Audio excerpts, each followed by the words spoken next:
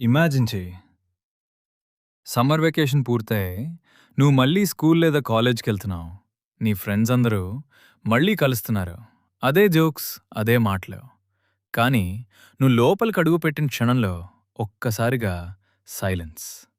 ఎందుకంటే నువ్వు మారిపోయావు. నీ పోస్చర్ స్ట్రాంగ్‌గా ఉంది. నీ ఫేస్‌లో షార్ప్‌నెస్ ఉంది. నీ కళ్ళలో భయం లేదు. అక్కడొక కొత్తదుంది. Dangerous confidence. వాళ్ళు నిన్ను చూస్తారు. కానీ నిన్ను గుర్తించలేరు. ఇది సినిమా కాదు. ఇది నీ రియాలిటీ అవ్వచ్చు. ఈ సమ్మర్‌లో చాలామంది ఏం చేస్తారు? Scroll, scroll, scroll. లేట్‌గా లేస్తారు. రోజంతా టైం వేస్ట్. ఒకరోజు, 2 రోజులు, మూడో రోజు కూడా అదే. అలా రోజులు గడుస్తాయి. వాళ్ళ లైఫ్ మాత్రం మారదు. కానీ నువ్వు కాదు. నువ్వు డిసపియర్ అవ్వబోతున్నావు. కొంతకాలం నువ్వు కనిపించవు. కానీ తిరిగి వచ్చినప్పుడు నువ్వు అదే వ్యక్తి కాదు. ఈ వీడియోలో నేను నీకొక బ్లూ ప్రింట్ ఇవ్వబోతున్నాను. ఒక యావరేజ్ స్టూడెంట్, ఒక యావరేజ్ వ్యక్తి ఎలా ఒక ఎలైట్ పర్ఫార్మర్ అవుతాడో అది చూపించే ప్లాన్. కానీ ఒక విషయం క్లియర్. ఇది ఎంటర్టైన్మెంట్ కాదు. నువ్వు టైంపాస్ కోసం వచ్చుంటే ఇప్పుడే ఈ వీడియోని స్కిప్ చేయి.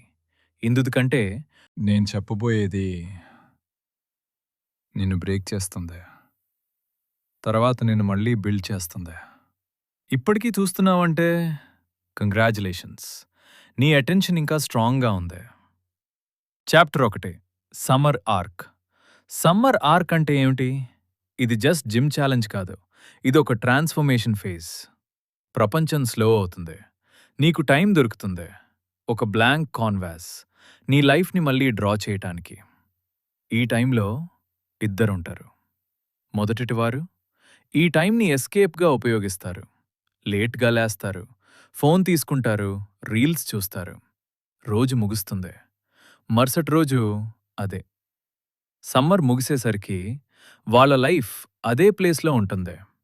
రెండోవారు ఈ సమ్మర్ని ఒక ఆపరేషన్గా తీసుకుంటారు. వాళ్ళు తమ బాడీని బిల్డ్ చేస్తారు, మైండ్ని డిసిప్లిన్ చేస్తారు, ముఖ్యంగా తమ ఐడెంటిటీని మార్చేస్తారు.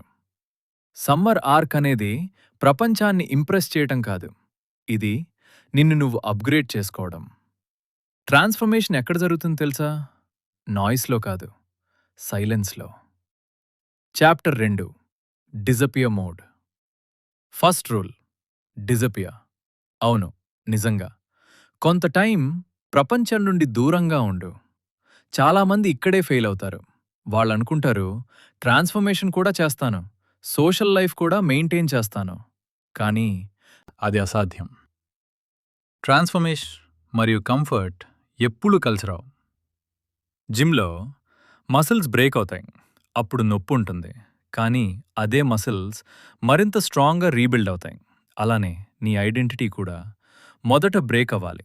ఫోన్ స్క్రీన్ టైం తగ్గించు, డిస్ట్రాక్షన్స్ కట్ చేయి, డోపమైన్ ట్రాప్స్ ఆపు. రీల్స్, షార్ట్ వీడియోస్ ఇవి చిన్నవనిపిస్తాయి, కానీ ఇవే నీ ఫోకస్ని నాశనం చేస్తాయి. మొదట్లో లొన్లీగా అనిపిస్తుంది. ఫ్రెండ్స్ అడుగుతారు, ఎందుకిలా ఉన్నావు? కొంతమంది నవ్వుతారు కూడా. కానీ గుర్తుపెట్టుకో, నువ్వు అప్గ్రేడ్ అవుతున్నప్పుడు మిస్ అండర్స్టాండ్ అవడం నార్మల్. Chapter 3, body dominance. నీ బాడీ నీ ఫస్ట్ వెపన్. చాలామంది మోటివేషన్ చూస్తారు, కానీ యాక్షన్ తీసుకోరు. ఒక రూల్ గుర్తుపెట్టుకో, వీక్ బాడీ వీక్ మైండ్ని క్రియేట్ చేస్తుంది. ఇది బాడీ గురించి కాదు, ఇది డిసిప్లిన్ గురించి. డైలీ మూవ్ అవ్వు. రన్నింగ్, పుషప్, వర్కౌట్ ఏదైనా సరే, కానీ ఆపు వద్దు. Consistency is everything. Chapter 4, mental toughness. నీ పెద్ద ఎనిమీ నీ మైండ్.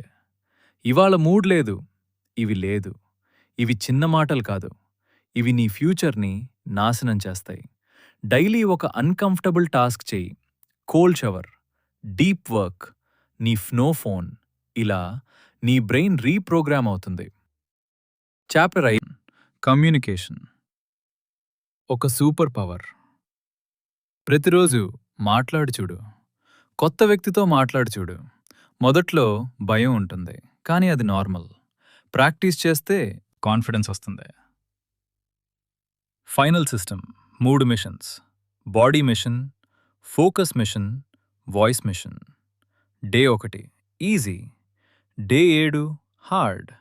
Day 20 boring. డే 35 నీ మైండ్ చెప్తుంది స్టాప్.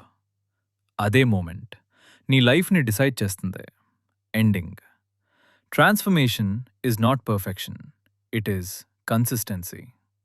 ఈ సమ్మర్ నువ్వు వేస్ట్ చేస్తావా లేక నీ లైఫ్ని రీడిఫైన్ చేస్తావా? Choice is yours.